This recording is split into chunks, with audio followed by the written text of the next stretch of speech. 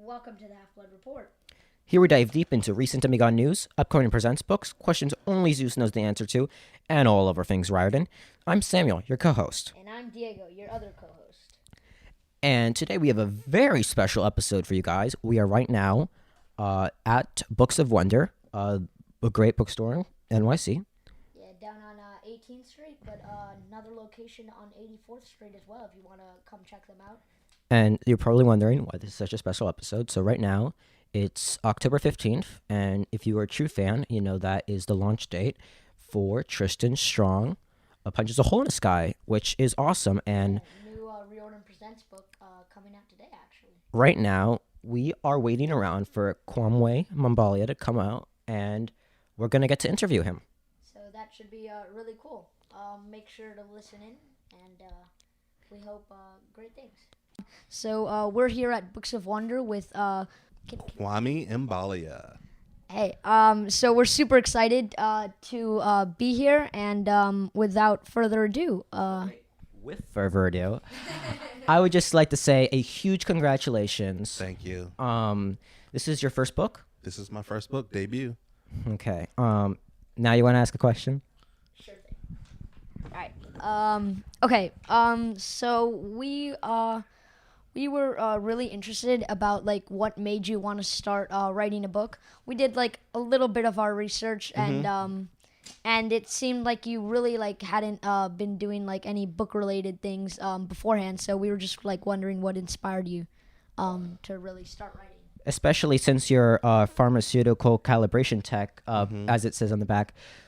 I don't really know much about what that is, but I'm just wondering, how does someone go from doing that to publishing a middle grade novel? So excellent question. First off, I've always been writing. This will just be my first published book, and you'll find that is the case for a lot of writers. Even though their book may just be published, they will have been writing for a long time, either to try and get published or for their own personal lives. And that's the latter for me. Is I've been writing since I was in, I don't know, third grade, second grade, writing stories, coming up with stories. Some of them are pretty horrible. Will never, ever, ever see the light of day, and I will completely deny it if you find it. But yeah, so I've always been a writer. That's never not been a focus of mine. But a pharmaceutical metrologist is someone who works on the equipment that drug manufacturers use to create the drugs. So if you take aspirin, Tylenol, ibuprofen, anything like that, they have to make those drugs, and they make them on equipment. I go around and make sure that equipment is working right. All right. Can you tell us, hopefully spoiler free, but you can go a little bit off. Are there any characters or scenes that you originally wanted to put in the book but just had to cut out because of space, or they weren't that great? Oh, 100%. On all of those counts. That's the job of an editor, is to tell you that, hey, this doesn't really push the book along. It doesn't contribute to the plot. It may have felt good to write it, but it doesn't really help the story out. So those scenes always will get cut. And then there are scenes that you have a particular affinity to, that you love, like they're funny, they hit all the right notes. But for some reason or another, they just don't make it into the final cut of the book. And I have, usually for me, they're throughout the book, but the most important ones to me are always the first chapter. Like, I write my rough drafts, and then I write my first chapter. And I am 2 out of 2. I'm working on a sequel right now.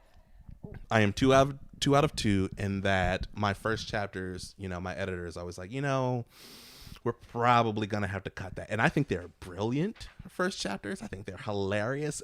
Some of my best jokes are in my first chapters. So I don't know, maybe in some collector's edition or, the paperback or something, I'll release what that first chapter was, because those jokes, they were really funny. I promise. They were really funny. Can you just give us like maybe a synopsis of that first chapter that we didn't get to see? In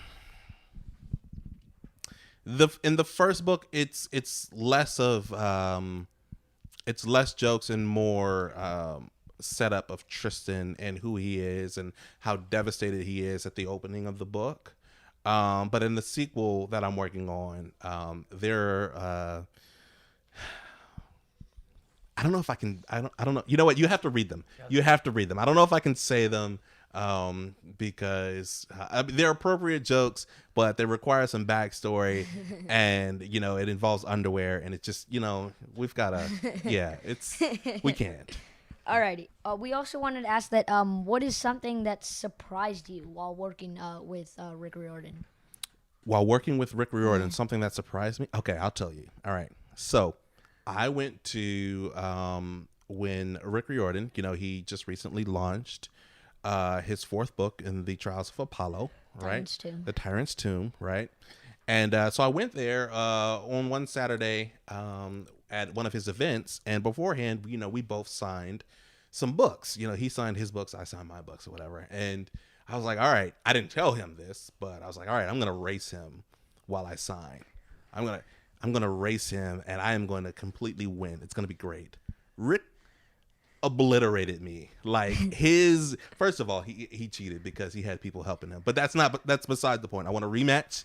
You tell Rick when you see him, I want a rematch in autographing books, okay? Because clearly I was handicapped and I was held back, and I want a do-over. That's great. Another question, a little bit less lighthearted, but what do you want to get across to people in the book, and how do you envision this book really changing young African Americans' lives? I think the biggest thing that I would hope that this book accomplishes is that it reintroduces children of your generation, and even of my generation, who might not have heard of the stories that are in the book, that they would then go off and research and learn more, find more Anansi tales, find more John Henry tales, find more High John the Conqueror stories, and go off and they read more about them, because I barely touch them in my book, even though I include all of them. I would really love it if kids, African American kids and all kids, would just learn more about those stories and carry them forth. So you just mentioned quite a few characters from these folklore and myths. How did you choose which to include and which versions of them to include?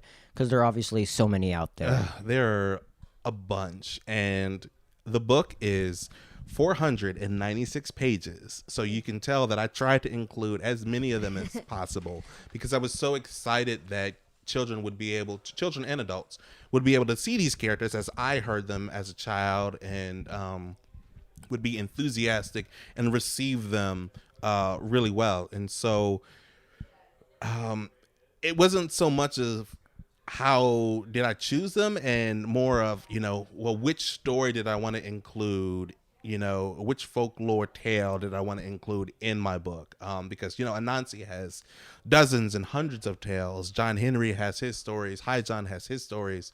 So it's less of, I tried to fit in as many as I could.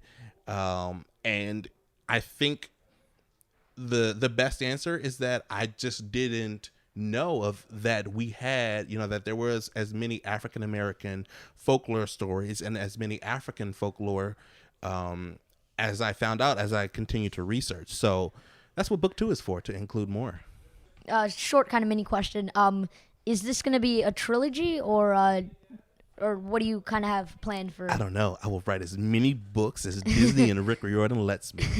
So we'll see. I'm working on a sequel now. Hopefully there will be more. All right. I had a question that I was kind of thinking. Me and Samuel have each written our own share of interesting stories, and always when writing down a story or including the character, I unknowingly include a personality of mine, or character traits of mine, and we were kind of wondering, like, how is Tristan Strong like or unlike you?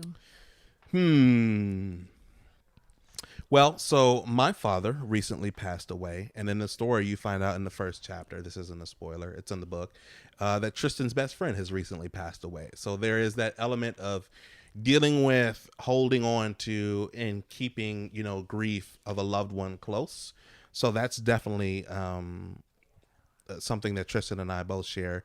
We also both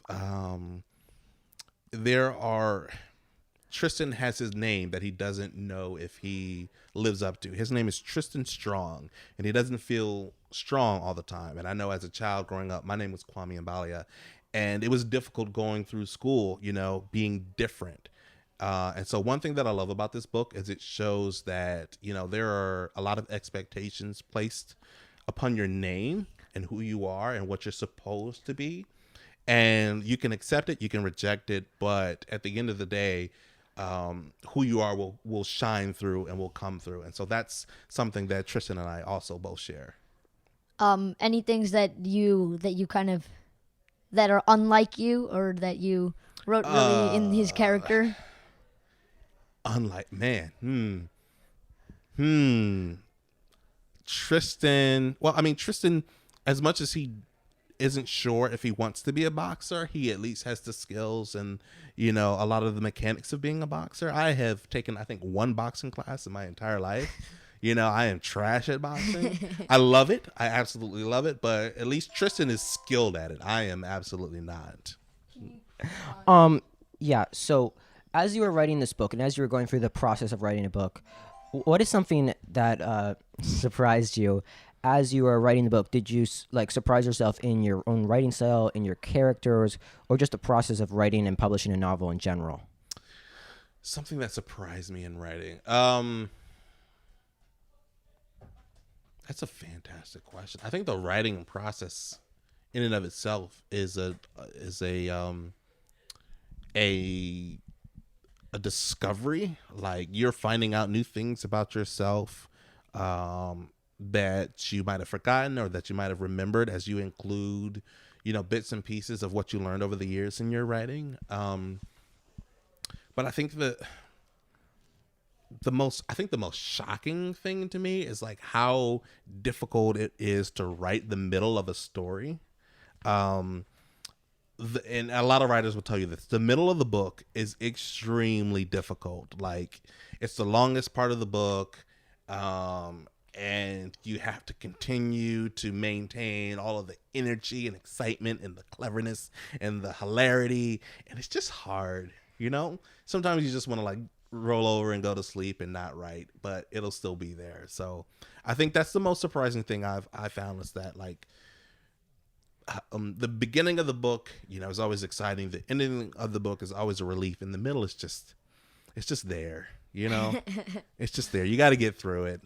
We learn a lot about writing in high school and middle school and kind of like the way to write. And we were wondering any like rules that you broke that you learned in writing class in high school or that you like continued to follow, like anything that you were taught over the years that you kind of decided to stray away from.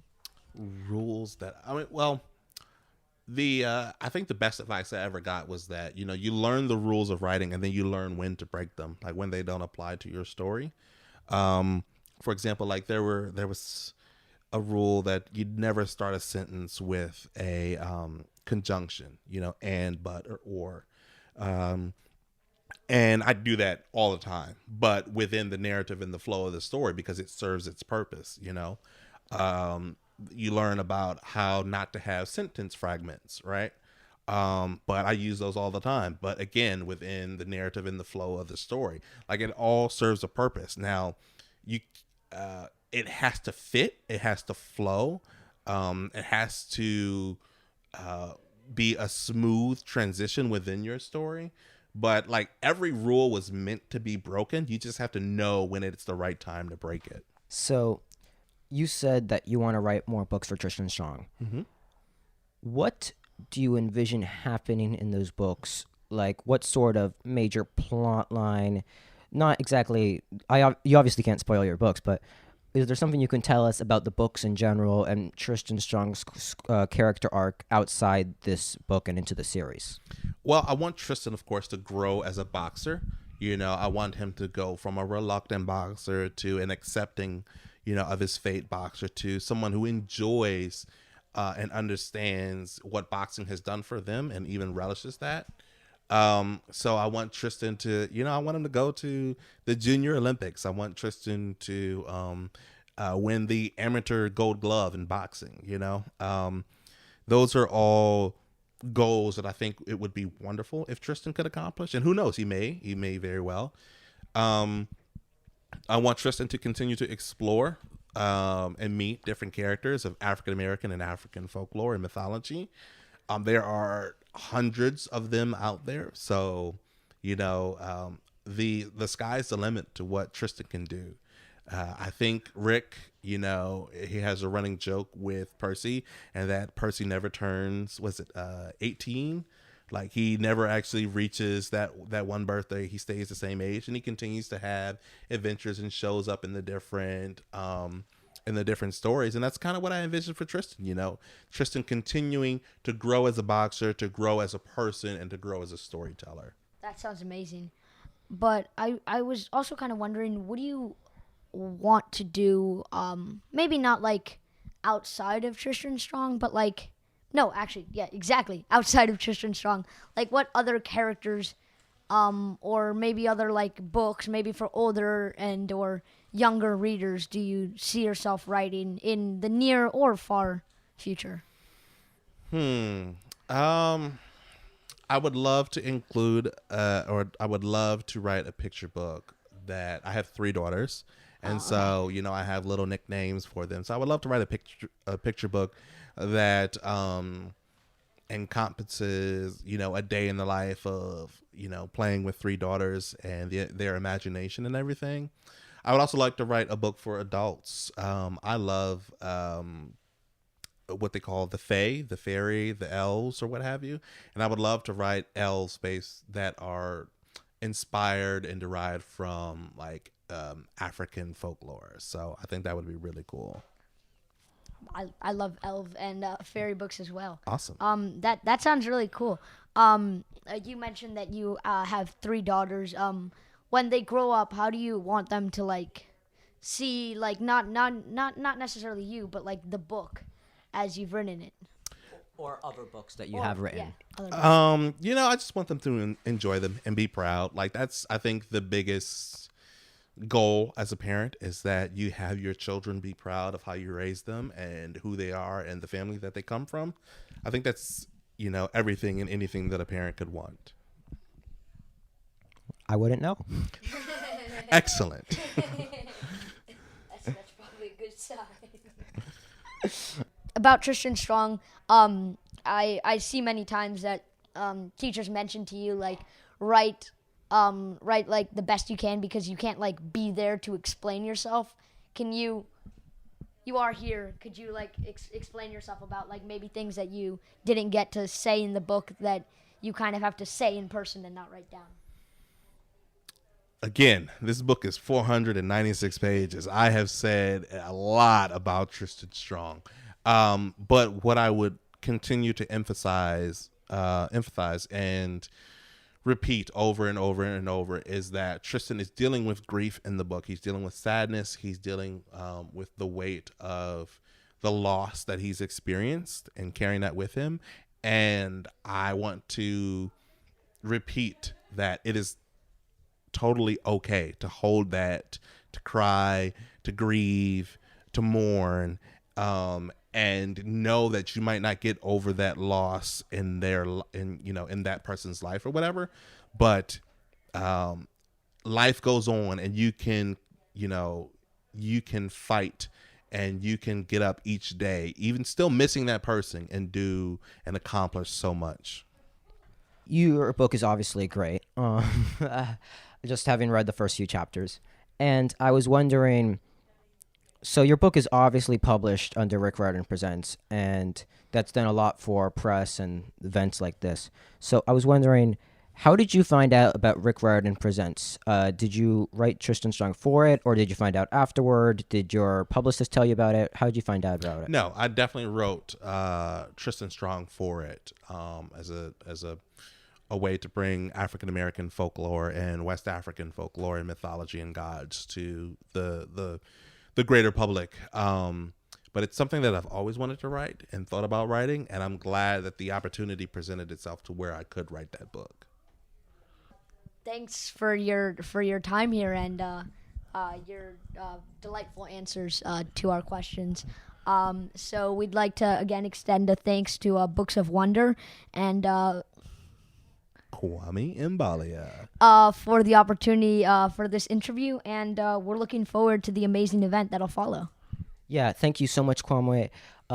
Congratulations again on publishing your first book. We're looking forward to reading it, reading your future books, and seeing you up here in this event. Awesome. Thank you very much. Thank you both for having me. All right. And that's it for this episode of the Half-Blood Report. Samuel, how can I contact this podcast? You can contact us with compliments, questions, corrections, suggestions, or anything else at thehalfbloodreport@gmail.com. That said, it's time for credits. Our theme music is Smells Like Summer from Audio Library, and our recording equipment is on loan from William Bachman. My co-host here is Diego, and I'm Samuel. This is the Half-Blood Report podcast, the only HBR that matters. Survive till next week.